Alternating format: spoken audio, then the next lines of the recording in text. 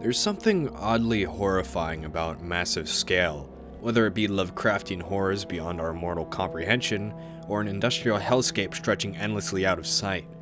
There are countless stories about a big spooky monster or being trapped in one of these creations, but there's also a bizarre fascination circling around this concept, an air of mystery.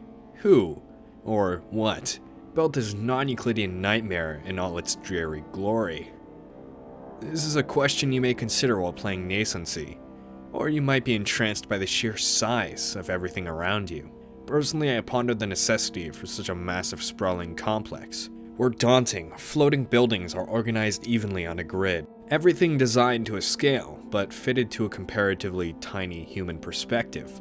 Within these towers, clearly meant for more mobile creatures, are little compartments filled with ordinary human objects. There's one section of the game spaced across walks over scaffolding after scaling down the side of an abrasive cube. This area almost feels like an office space, with normal-sized doors, and even little apartments with beds or desks and other neat Easter eggs. Within this small structure is also a striking void, allowing the player to endlessly wander through darkness.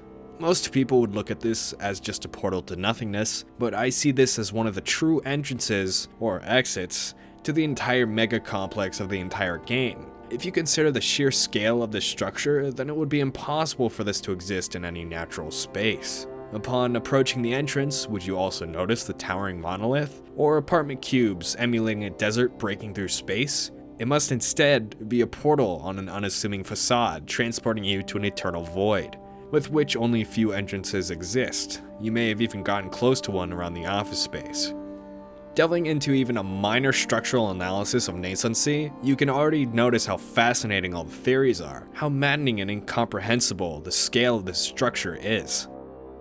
Previously, I mentioned a desert that looms over the rest of the structure. Upon my first time rising up the lengthy staircase and elevator preceding the area, I was seriously tricked into believing I finally reached the surface. But even the mystic sandy air was filled with lies. Identical sand-topped cubes surrounded even this area. Through the player's intense journey to the top, nothing could escape their purgatory.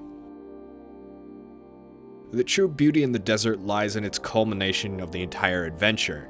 This is the smallest area while also housing the most spectacular events in the game, leaving the player dazed and confused, wondering if there is any true escape to this hell at all.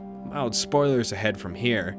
We find out that there's no escape to be found, or whatever escape exists is much farther or hidden from our cognition, such as the endless void doors. Instead, the protagonist is taken in a loop. At multiple stages in the game, we see the same theme of endless looping till insanity, leaving us to wonder if our character is even alive at all after the intro cutscene, or is clinging to life, playing out hallucinations in their head as dehydration or injury takes them.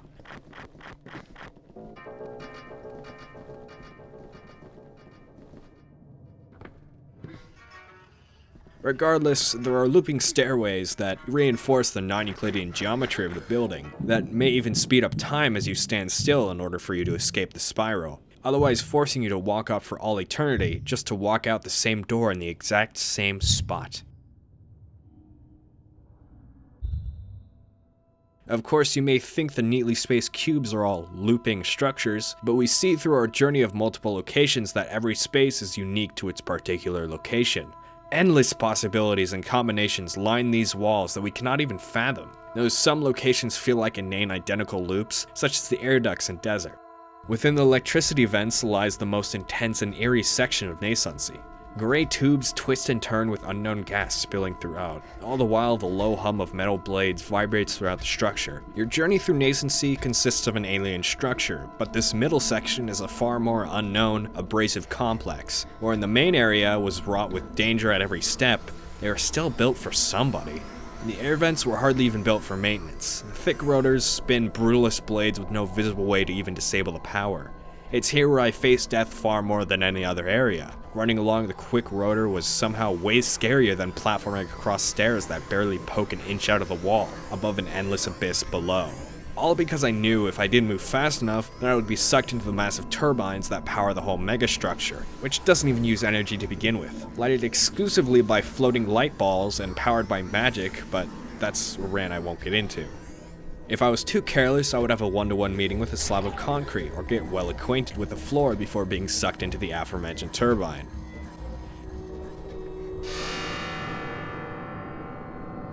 From the perspective of the complex, Nascence's horror comes from existentialism, but within the air ducts is raw horror through looming death, both aspects attributed to inhuman scale. I know earlier I said that the fortress didn't use any electricity at all, but I'm sorry. I lied. Being a YouTuber makes me a compulsive manipulator, and I did it to protect you. Protect you from the blinding magnificence of the electricity room. For real though, NaissanceE is filled with only a few events, even fewer if you stick to the mainstream paths. In the vein of a Yume game, in not only its sense of scale but discovery, you can come across hidden gems or serene areas, or grandiose events. The lightning bridge is unavoidable, but it's a spectacular showcase of raw power emanating throughout the structure. I just adore this event over its thematics. Placed right after the turbine vents and showing where all that power your little body parts generated went. But the lightning bridge also exists near the end of your journey. Before the desert peaks, a burst of energy at the final stretch and your electrifying spirit piercing through the very walls of your confinement. I can attribute the feelings NaissanceE gives me most accurately to the feelings you may feel gazing into the ocean, or a clear, deep body of water that seemingly expands into nothingness. That sense of dread from getting lost and never being able to swim out, or peering into Ash Lake and pondering its purpose, or if it ever truly ends. I'm not saying NaissanceE gives me Souls vibes, but there is that overlapping sense of awe and curiosity you get from finding hidden pockets or far-off sites. Such as the office rooms, the events in the desert, or even other areas like the Corridor of Tombstones. The Cube Statue Plateau. While I was frustratingly lost in this plateau, I found the statues pretty and elegant, in contrast to the monotone architecture throughout the main complex. Comparatively, these statues are odd and out of place, taking the cubes that comprise the adjacent buildings, but transforming them into something without purpose, simultaneously breaking the rules of the shape and the purpose they once held. Right before coming to this spot, you're even carried on floating cubes. It's wonderful being able to derive some sense of story or purpose from such a small thing. There is beauty in being so small. A planet-sized creature could never see the sunset, or walk along grassy idyllic plains, or witness stars reflected upon shimmering water. NaissanceE teaches us that while being so small in an enormous world can be difficult through all its perils and existentialism, there are certain beauties that only we can witness, ideas that only we can comprehend due to the limit of our psyche.